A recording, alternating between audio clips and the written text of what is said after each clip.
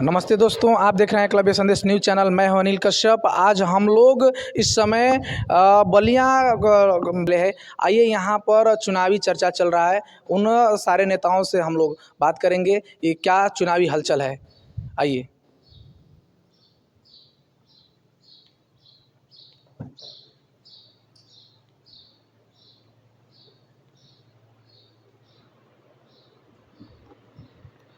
सबसे पहले एकलव्य संदेश में आपका स्वागत है। आपका भी स्वागत है और आपके चैनल के माध्यम से जितने दर्शक लोग देख रहे हैं उन लोग को भी धन्यवाद। सर, आपका नाम? मैं रामाशीष यादव, प्रदेश महासचिव सुलदेव चौहान पार्टी से 72 लोकसभा सीट बलिया से हूँ। जी, अभी सर ये जनता में कौतूहल चल रहा है कि अभी जो इंडिया गठबंधन है उसके प्रत्याशी नहीं आए हैं। इस पर क्या कहें, आपकी क्या राय है? देखिए, प्रत्याशी हमारे इंडिया गठबंधन की अभी हमारे शीर्ष नेतृत्व का काम है। हम लोग के प्रत्याशी बहुत जल्दी घोषणा हो जाएगी। हम लोग अपना चुनाव प्रक्रिया में लगे हुए हैं। अपना संगठन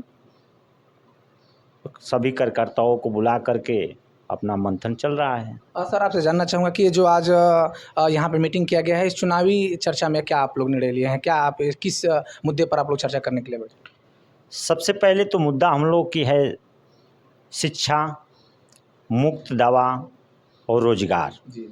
ये हम लोग की मुख्य योजना है और इसी को हम लोग हर गांव में जा कर के अपना सुझाव हम लोग कर रहे हैं और सभी लोग हम लोग इकट्ठा हुए हैं कि हम लोग हर विधानसभा, हर लोग मतलब कैडर का हर जगह जगह पे करके अपना आगे बढ़ाएंगे।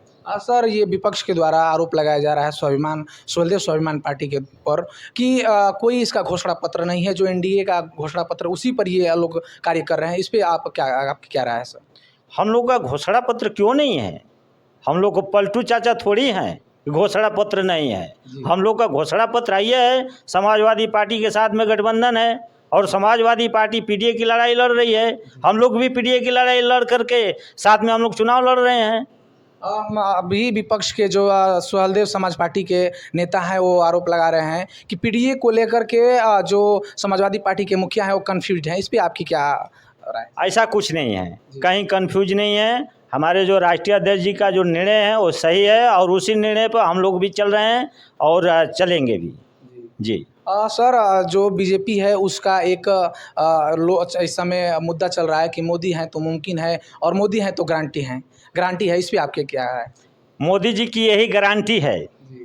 रोजगार को देख लीजिए, ये अभी जो अभी घोटाला हुआ, चंदा घोटाला, यही गारंटी है। महंगाई यही गारंटी है। शिक्षा यही गारंटी है। नौकरी में अभी आप देख ही लिए कि लिंक, यही तो गारंटी है। सर, बीजेपी तो कह रही है कि हम गरीब लोगों को 5 किलो मुफ्त में राशन दे रहे हैं एक प्रति व्यक्ति पर, और लोगों को मैं सिलेंडर फ्री में दिया हूँ। ये तो तमाम विकास के मुद्दों को गिनवा रहे हैं वो लोग। 5 किलो राशन मुफ्त दे रहे हैं, शिक्षा फ्री क्यों नहीं कर देते हैं? शिक्षा फ्री कर दीजिए, नौकरी फ्री कर दीजिए। पढ़ाई की ही बात अभी कर ही हम रहे थे और रोजगार की बात, रोजगार फ्री कर दीजिए। इस पे तो ध्यान ही नहीं है। ध्यान वही 5 किलो राशन दे करके जनता को अपंग बना करके यही तो रखे हैं, और क्या कर रहे हैं? सर, अब इस पे जो आरोप वो लोग लगा रहे हैं कि हम लोग तो विकास का, अगर मोदी जी हैं तो विकसित भारत की कल्पना किया जा सकता है, अगर मोदी नहीं है तो विकसित भारत का विपक्ष के नेता इसको नहीं कर पाएंगे। इस पे आप क्या कहेंगे? देखिए, ये सब जुमलेबाजी है, कहीं कुछ नहीं है। 15 लाख खाते में भी आ रहा था, नोटबंदी में काला धन आ रहा था। ये सब अब झूठ की कोई ज़रूरत नहीं है। जनता समझ गई है कि हमें क्या करना है। आने वाले समय अब आ गया है, आप देख लिए हैं और आप लोगों को बताने की क्या ज़रूरत है? आपको तो सबसे बड़ा स्थान आप लोग का भी है, आप लोग हर स्तर से जानते हैं। हाँ, सवाल वो नहीं है, सवाल ये है अब जनता समझ चुकी है। जनता किसी के बहकावे में नहीं आएगी। आने वाले समय में इंडिया गठबंधन की सरकार बन रही है और मजबूती से बन रही है और बनेगी। विपक्ष का जो इंडिया गठबंधन है उसका तो दावा 400 से पार का चल रहा है। ये ये जो कह रहे हैं कि 400 के पार है, ये सच है। ये 400 पार से हारने वाले हैं। आने वाले समय में अखिलेश जी के नेतृत्व में इंडिया गठबंधन की सरकार बनेगी और मजबूती से बन रही है।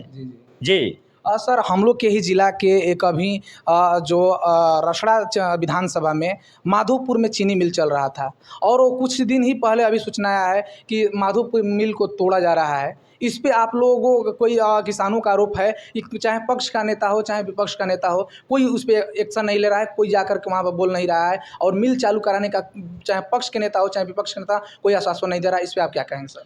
कैसे बोलेगा? ईडी आ जाएगी, उसका जिनक्वारी होगा, जेल जाएगा, उससे भी तो डरना है। नेता कैसे बोलेगा? आप सीबीआई ईडी सब यही तो जांच करा करके आप सबको धमकी बना करके रखे हुए हैं। कैसे बोलेगा? उसको आप चालू कराइए। जनता की रक्षा तो वो है। किसानों का आरोप है कि विपक्ष के जो नेता हैं वो किसानों की बात कर रहे हैं, लेकिन किसान यहाँ पे प्रताड़ित हो रहे हैं। जो मिल से हजारों लोगों को रोजगार मिल रहा था, उस पर कम से कम विपक्ष को बोलना चाहिए। इस पर ये लोग आरोप लगा रहे हैं सर। देखिए, ये जो सत्ता है, सत्ता हम तो यही कहेंगे कि मिल चालू हो, और मिल चालू होगी तो जनता को, किसानों को राहत मिलेगी। हमारे ज़िले का भी आगे नाम रोशन होगा।